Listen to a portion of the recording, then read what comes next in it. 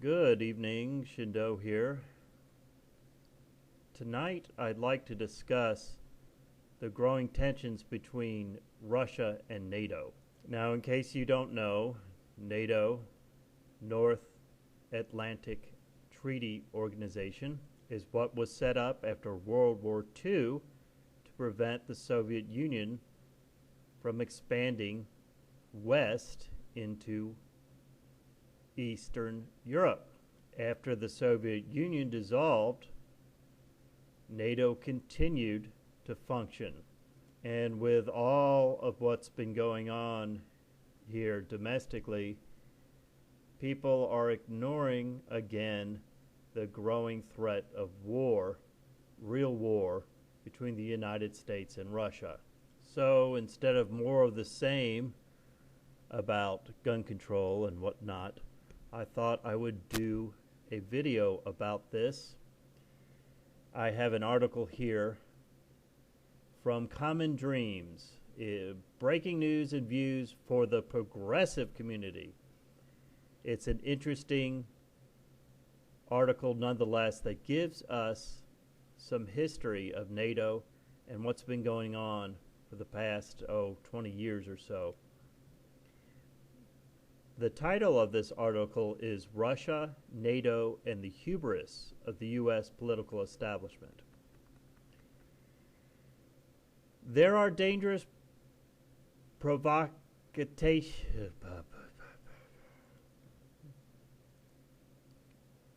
There are dangerous provocations along Russia's western border that have received little or incredibly one-sided coverage by the U.S. media. Thus, the U.S. public is not aware of the possibility of a major conflict between two nuclear-armed powers occurring due to an accident or misinterpretation. The genesis of this current situation goes back in ancient history to 1989 and the fall of the Berlin Wall. After the fall, the U.S., along with West German leader Helmut Kohl, pushed for the reunification of West and East Germany. The Soviet Union allowed reunification based on the promise made by the U.S. Secretary of State James Baker under President H.W. Bush.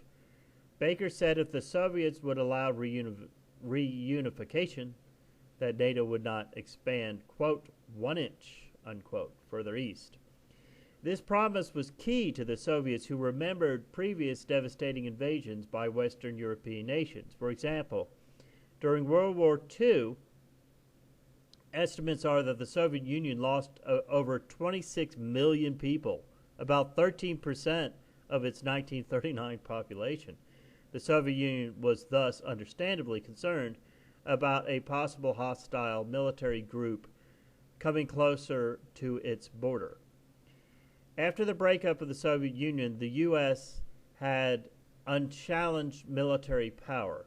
Given this situation, the Washington establishment increased the risk of a new Cold War and the possibility of an eventual war with Russia. President Bill Clinton started this process when, in violation of the promise made to the Soviets, he supported the eastward expansion of NATO. In 1996, George Kennan, architect of the U.S. containment policy towards the Soviet Union after World War II, warned that NATO's expansion into former Soviet territories would be a, quote, strategic blunder of potential epic proportions, unquote. In 1998, Thomas Friedman solicited Kennan's reaction to the Senate's ratification of the NATO's eastward expansion. Kennan said, quote, I think it is the beginning of a new Cold War.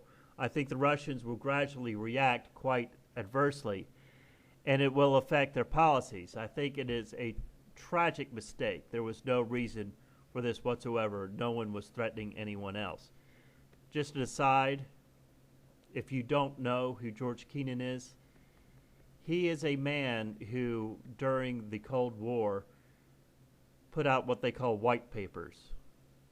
He put out a white paper, which is just a policy paper, you might say, regarding the Soviet Union back in the 50s. that stated that the Soviet Union, the people in the Soviet Union do not think anything like us. Keenan said that they're not, he basically stated that they're some kind of alien, basically, as far as their thinking is concerned. It's so different than the United States of America. So you take that for what it's worth, whether you think that's true or not. That's who George Keenan is. So, going on with the article. Unfortunately, President Clinton's George W. Bush and Barack Obama failed to heed Keenan's wisdom and continue NATO's eastward expansion. Given Russia's weakened state in the 1990s, the political establishment thought there was little risk.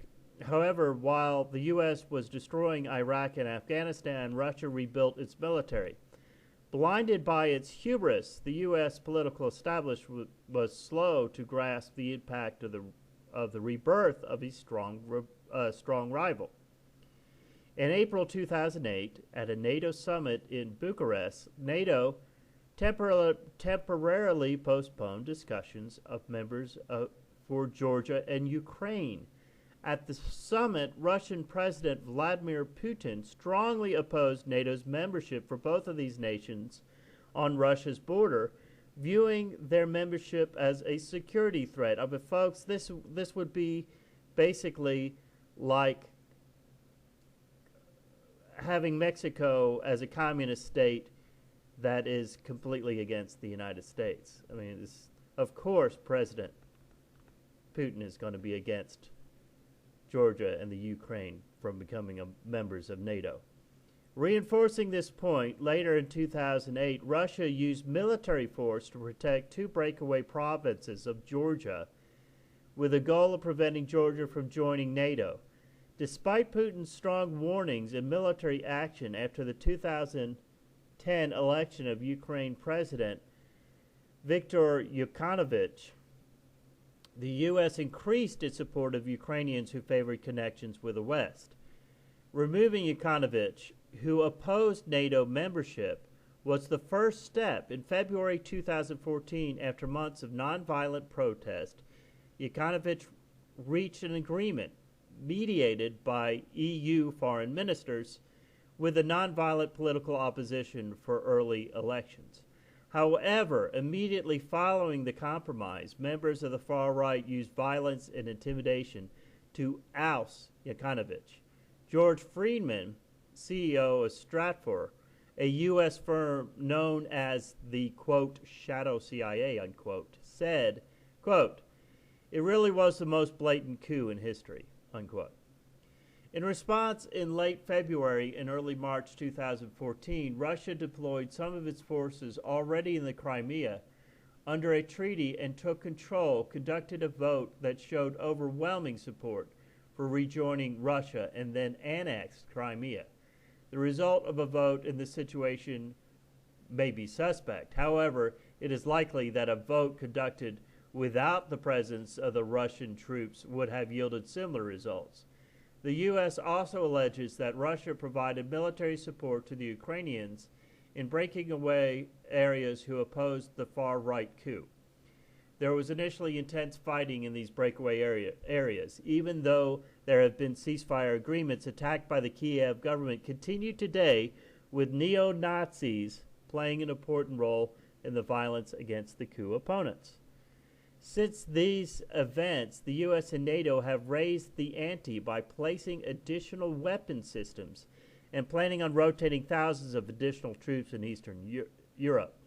The U.S. and NATO claimed that their actions were prompted by Russian actions in Crimea and the breakaway areas. In response to these moves, Russia announced plans to create 3 new divisions. Posturing continues by both sides. During U.S. military exercise with Poland in the Baltic Sea in April of 2016, 2 unarmed Russian jets came dangerously close to the USS Donald Cook, a guided missile destroyer. Adding to the tension, NATO recently concluded military exercises in the Baltic Sea area and also a massive military exercise with approximately 30,000 troops in Poland. The U.S. also had temporarily deployed a guided missile destroyer, the USS Porter, to the Black Sea for a brief tour there. A mistake or misinterpretation could spark a conflict that no one wants. Given this possibility, why does the U.S. continue along this path when further expansion of NATO is not vital to U.S. security? Of particular importance and relevance, remember that this expansion is in violation of U.S. promise not to expand NATO to the east, since Russia views this expansion as a major threat to its security. Putin and Russia cannot back down. Amazingly, when we need statesmen, the geniuses in our political establishment think provoking another nuclear-armed power is a sane policy. If this establishment doesn't face reality soon, Keenan's worst fears could be realized. So, recently, by the way, this article is by a Ron Forthofer. Recently, they have been conducting military drills in the Baltic Sea, a massive military exercise with approximately 30,000 troops in Poland. So this is ratcheting up while other things that are happening honestly are a bit of a diversion. We spend a lot of time in this country arguing about nonsense like, caring about whether or not somebody uses the bathroom of their choice, instead of, paying attention to NATO and what's going on over there on the western, that is the eastern European borders. What I find interesting is that, yes, this is a progressive blog. However, the only person that I've heard speaking about NATO and disbanding it was Donald Trump, and he was treated as though it was the craziest damn thing they have ever heard of when he said that NATO should be disbanded. NATO should have been disbanded 20 years ago. There is no real purpose for it, let alone any purpose for it to keep pushing east, unless, of course, there's some, bankers out there who want another war, a big one. While we're paying attention to important stories here in the United States, we're ignoring ones that are going on in Europe. England is just about to vote on to whether to stay in the EU. And this is going on, plus you've got so-called refugees invading the other parts of Europe. This is all very significant stuff that will come to a head while we ignore it here in the United States. NATO has always been a crucial part of protecting Europe. And it wasn't that long ago that Turkey and Russia was getting into it. Yet I have to scour the internet just to find this very good article, actually. Gives us a lot of history of what's going on over there. It's very important for us to pay attention to what's going on here, because I guarantee you there is going to be someone who's going to rise and is going to bring a very unstable peace. And that person, this peacemaker, I can assure you, is not going to be a man that's going to be trustworthy and good for this world. It's all being set up just like a stage right here. And all the players, and all we can do is sit back and watch. But we need to be paying attention, because there's important things going on out there outside of the United States of America. This is Shindo. You have a good day.